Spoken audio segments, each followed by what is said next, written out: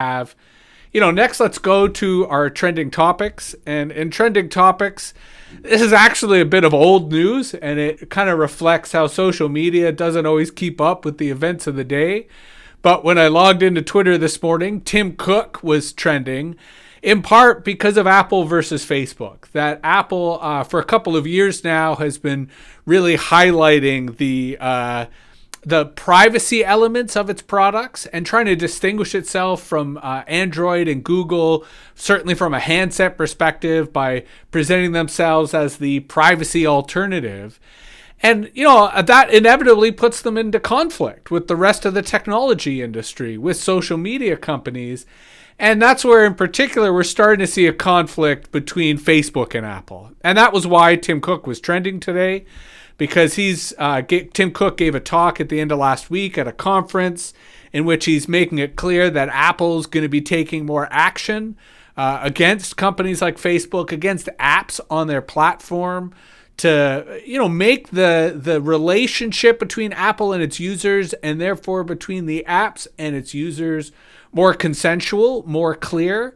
I mean, that's really how this story is being framed, in terms of the extent to which Apple, because especially Apple has the kind of premium internet users, that if they, the same way we saw recently, WhatsApp triggered a bit of a migration over to Signal because it was forced to ask for people's consent.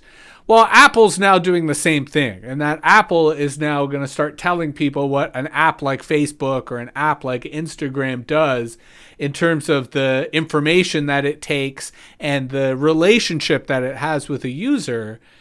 And so it looks as if Tim Cook is, starting to telegraph, starting to give signals that Apple is actually going to stand up to Facebook, that Apple, from a competitive perspective, but also from, looking for their own bottom line, trying to make their users feel safer by using Apple products. And, a lot of the coverage of this is kind of hyperbolic. Tim Cook may have just ended Facebook. I mean, on the one hand, that evokes the kind of power of monopoly, and whether Apple is anticipating a larger antitrust argument and they're trying to shift the focus away from themselves and away from the power that they have in their app store, and instead focus more on companies like Facebook and the way in which Facebook, from a surveillance perspective, undermines privacy. So it's a bit of spin here, and I'm not saying that's a bad thing, but it certainly forces us to remember that there's always a bottom line. There's always an agenda for these companies. They're not necessarily pursuing the greater good. And, I think when you think about the opportunity of these elephants fighting each other, that may be where there's advantage for the small folks. That may be where there's things like interoperability, where we can move our data between these sites and move data between these apps, but also pit these companies against each other and, start having the type of thought leadership. Here's a quote from Tim Cook. "Technology does not need vast troves of personal data stitched together across dozens of websites and apps in order to succeed. Advertising existed and thrived for decades without it, and here we're today because of the path of least resistance is rarely the path of wisdom." I mean, there's a bit of a paradox there. If a business is built on misleading users, on data exploitation, on choices that are no choices at all, then it does not deserve our praise. It deserves reform.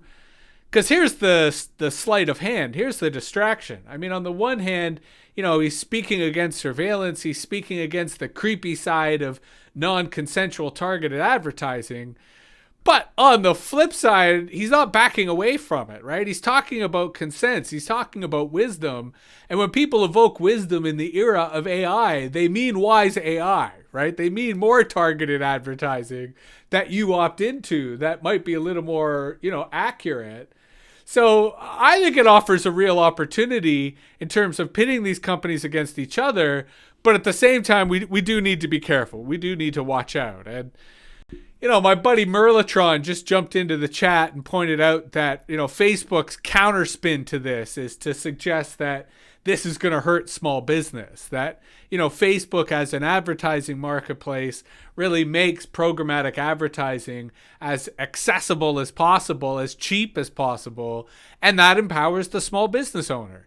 Versus what Tim Cook is evoking really is the power of television, the power of broadcast advertising, which is your Super Bowl stuff. It is very effective, and Tim Cook's making a point that sort of highbrow, high grade advertising is both emotional and operational, right? It gets people to buy stuff, but at the same time, it's very prohibitive. It's very inaccessible. It's very expensive.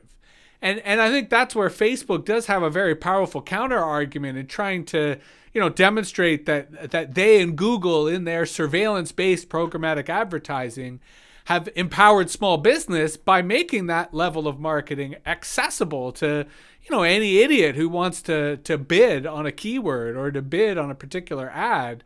So I think it'll be interesting to see how both sides of this adapt, how both revolve. Apple will always go for the premium, the same way that Facebook will go for scale and will go for mass.